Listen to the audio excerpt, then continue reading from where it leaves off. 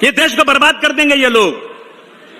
देश का जीडीपी नीचे हो गया। कुछ लोग, अभी मैं कल पढ़ रहा था अखबार में, चपरासी की नौकरी थी, चपरासी की, बीए पढ़ा लिखा आदमी, एमए पढ़ा लिखा आदमी, पीएचडी किया हुआ, हाईली क्वालिफाइड, लाइन में खड़ा है। क्यों? कि नौकरी नहीं मिल रही है, मैं चपरासी की नौकरी करना चाहता हूं। 70 सालों में सबसे ज्यादा अगर इस देश के अंदर नौकरी छीनी गई है तो इस सरकार में छीनी गई है दोस्तों। इसलिए आज हम लोग जो सत्ता में बैठे हुए हैं लोग, आज ये गांधी जी कातिल की मंदिर बनाने की बात कर रहे हैं और हम लोग आराम से बैठे हुए हैं। गांधी जी ने कहा था हिंदी और उर्दू दो बहनें हैं। सर सैयद अहमद खान साहब ने कहा था कि ये इस देश में हिंदू और मुसलमान दो आंखें हैं, अगर एक आंख भी खराब हो गई तो ये देश बदसूरत हो जाएगा।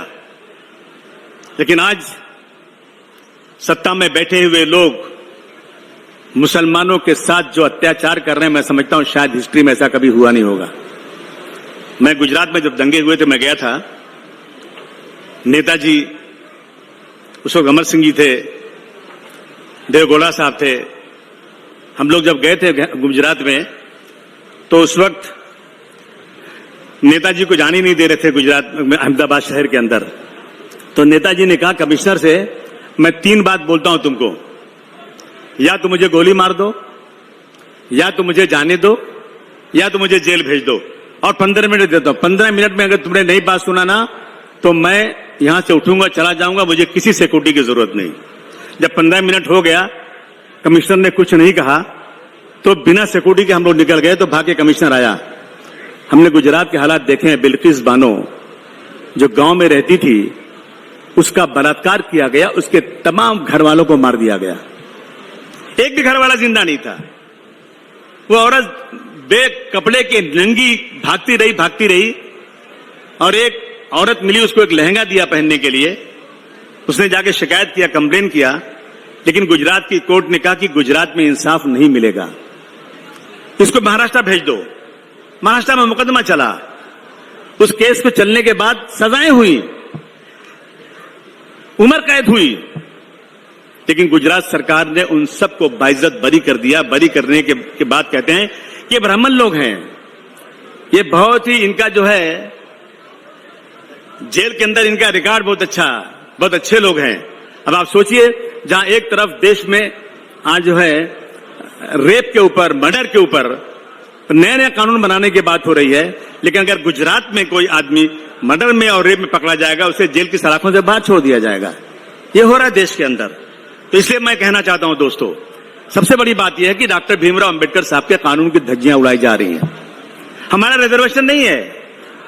मैं पूछना चाहता हूं कि एयर इंडिया बिक गई। एयर इंडिया में मुसलमान 1% काम करता है, 99% मेरे मुल्क के दूसरे भाई काम करते हैं। और अब याद रखिए कि अब जो नई नौकरियां आएंगी ना, वो रिजर्वेशन से नहीं आएंगी, और जिनका रिजर्वेशन है उनको कॉन्ट्रैक्ट पे काम मिलेगा।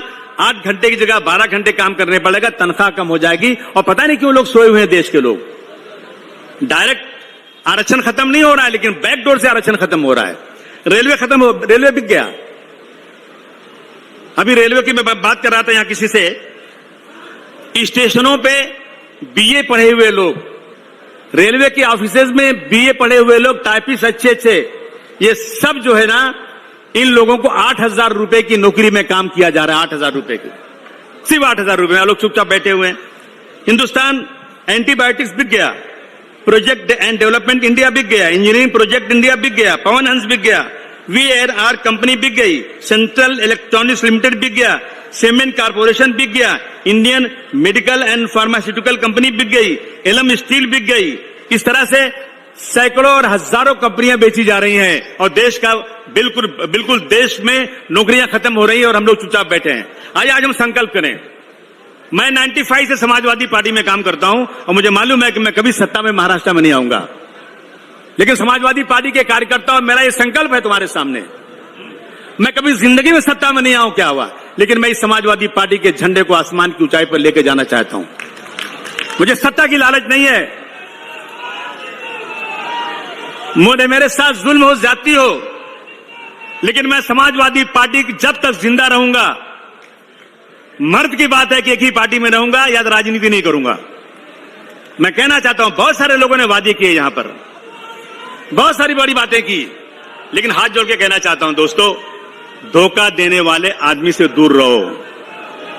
बहुत बड़ी बड़ी बातें करेंगे, टिकट नहीं मिला ना तो मुर्दाबाद, टिकट मिल गया तो जिंदाबाद। अगर ये हमने बंद कर दिया और हम लोग अपने लिए नहीं बल्कि अपने देश के लिए, अपने देश के संविधान के लिए अगर हम एक साथ खड़े हो जाएंगे तो मैं दावे के साथ कह सकता हूं, मैं किसी की चमचागिरी नहीं, किसी को मस्का लगाने के लिए नहीं, मैं पूरे देश की तमाम पार्टियों को देखने के बाद कहता हूं कि अगर इस देश में कोई सेकुलर पार्टी है तो सिर्फ और सिर्फ समाजवादी पार्टी है और अखिलेश यादव सेकुलर है। ये पक्की बात है, लेकिन हमें ऐलान जंग करना पड़ेगा। हम लोग 2022 में जीत के करीब पहुंच गए थे। मैं हमेशा ये कहता हूं कि हम लोग कबड्डी खेलते हैं ना, कबड्डी कबड्डी कबड्डी बोलते हुए जाते हैं, जब पाला पकड़ने का टाइम रहता है, 1 इंच बाकी रहता है तो कोई सांस टूट जाती है, कोई खींच लेता है, तो बड़ा अफसोस होता है यार, क्या करें यार। हमने लिया 3 लाख वोट और एक आदमी ने 300 वोट लेके मुझे हरा दिया 300 वोट से, और हमारा ही आदमी है। अखिलेश भाई, आस्तीन के सांपों से परहेज करना पड़ेगा अपने को। जो लोग मस्का लगाते हैं, चमचागिरी करते हैं, उनको दूर रखना पड़ेगा अपने को, और अपने को ऐसे वर्कर बनाने पड़ेंगे जो बिल्कुल कमिटेड हो। आंधी या तूफान आए, नेताजी की तरह से, जिस तरह नेताजी बड़ी बड़ी आंधियों का रुख मोड़ दिया करते थे, वो कार्यकर्ता हमें चाहिए समाजवादी पार्टी का। आज दोस्तों कहते हैं माली से अदावत है पर शैदाए चमन हूं मैं, माली से अदावत है पर शैदाए चमन हूं मैं, सरकार का दुश्मन हूं पर वफादार वतन हूं मैं, सरकार का दुश्मन हूं पर वफादार वतन हूं। माली कभी रुतबे में चमन हो नहीं सकता, माली कभी रुतबे में चमन हो नहीं सकता, सरकार का मतलब तो वतन हो नहीं सकता। माली को बदलेंगे तो चमन फिर भी रहेगा, सरकार को बदलेंगे तो वतन फिर भी रहेगा। मैं देखता था ना, अब एक फिल्म थी शोले, तो शोले में मां कहती थी बच्चा सो जा नहीं तो गब्बर सिंह आ जाएगा, बच्चा तू सो जा नहीं तो गब्बर सिंह आ जाएगा। और आज कहते हैं अगर ज्यादा बोला ना तो ईडी और इनकम टैक्स आ जाएगी। ये हो गया, अरे शर्म नहीं आती, रोज ईडी, रोज इनकम टैक्स, रोज ईडी, जिसको चाहो उठा के जेल भेज देते हो। हाँ, ये संकल्प लो, आज इस राष्ट्रीय सम्मेलन में संकल्प लो कि अखिलेश यादव जी, अब आपके आदेशों पर हम एक एक गांव में जाएंगे, एक एक गांव में एक एक लोगों के पास जाएंगे, और जो आरएसएस के लोग हिंदू और मुसलमानों को अलग करने की गलत तरीके से लोगों के दिलों में एक बात डाल रहे हैं, हम बता देंगे कि ये गलत है। ये लोग जो है ना जबरदस्ती हिंदू और मुसलमानों को अलग कर रहे हैं। एक आदमी, खत्म करता हूं, एक आदमी एक बकरी लेके जा रहा था, बकरी का बच्चा गोद में, तो कुछ लोगों ने बोला इसको हम देखो इसको कैसे फंसाते हैं। एक आदमी कोने में खड़ा हो गया, बोले अरे यार कहां कुत्ते का बच्चा ले जा रहा है। अबे उसने बोला ये बकरी का बच्चा कुत्ते का नहीं है। फिर दूसरा उसका साथी थोड़ा दूर खड़ा था, अरे बोले कहां ये बकरी का कुत्ते का बच्चा ले जा रहा है। अबे उसने कहा क्या बात कर रहा है, सब यही बोलते हैं तो बकरी का बच्चा है। फिर आगे गया, फिर तीसरे ने बोला, फिर चौथे ने बोला, उसने उठा के फेंक दिया, बोले लगता है कि सही है बात, ये लगता है ये मुझे बकरी लगती, कुत्ता ये लगता है ये। तो ये आजकल बीजेपी के लोग एक एक इलाके में जाकर गलत तरीके से प्रोपगंडा कर रहे हैं। अभी मैं एक वीडियो देख रहा था, एक गया आरएसएस का आदमी एक गांव में बैठा, एक झंडा लगाया और लोगों को बुलाकर बात करना शुरू किया। जैसे उसने सांप्रदायिकता की बात किया ना, फिरका परस्ती की बात किया, गांव वाले उठ के खड़े हो गए, बोले जाओ तुम यहां से, हमें जरूरत नहीं तुम्हारी, हम अपने गांव के अंदर भाईचारगी का पैगाम देना चाहते हो। भगा दिया उसको वहां से। ये माहौल पैदा करना पड़ेगा। कहते हैं हवेली झोपड़ी सबका मुकद्दर फूट जाएगा अगर ये साथ हिंदू और मुस्लिमों का छूट जाएगा। हवेली और झोपड़ी सबका मुकद्दर फूट जाएगा अगर ये साथ हम हिंदू और मुस्लिमों का छूट जाएगा। दुआ कीजिए कि हमें प्यार के रिश्ते रहे कायम। बाबा जी, अगर ये रिश्ते टूट जाएंगे तो भारत टूट जाएगा। हमें भारत को बचाना है। गरीबी बढ़ती जा रही है, बेकारी बढ़ती जा रही है, आज काम धंधा किसी के पास नहीं है। अखिलेश यादव जी ने 12 से 17 तक, मैं गारंटी से कहता हूं, अगर मुझसे कोई बहस करता है, मैं किसी को खुश करने के लिए नहीं, मेरे पास इतने एग्जाम्पल हैं कि जो समाजवादी पार्टी की सरकार ने 12 से 17 तक किया ना, किसी ने नहीं किया, किसी ने नहीं किया। लाइए फिर से एक बार समाजवादी पार्टी की सरकार बनाइए और ये सोचिए कि आपको टिकट मिले या न मिले, लेकिन आपको इस देश की एकता के लिए, इस देश की अखंडता के लिए एक साथ जमा होना है और समाजवादी पार्टी को फिर से एक बार उत्तर प्रदेश में नहीं बल्कि पूरे देश में लाना है। पूरा देश खाली है, कहीं कोई नजर नहीं आ रहा है। अगर अखिलेश भाई निकल जाए पूरे देश में एक बार, जो इनका रथ है लेके निकल जाएं, मैं समझता हूं सड़कों पर लोगों को खड़े रहने की जगह नहीं मिलेगी।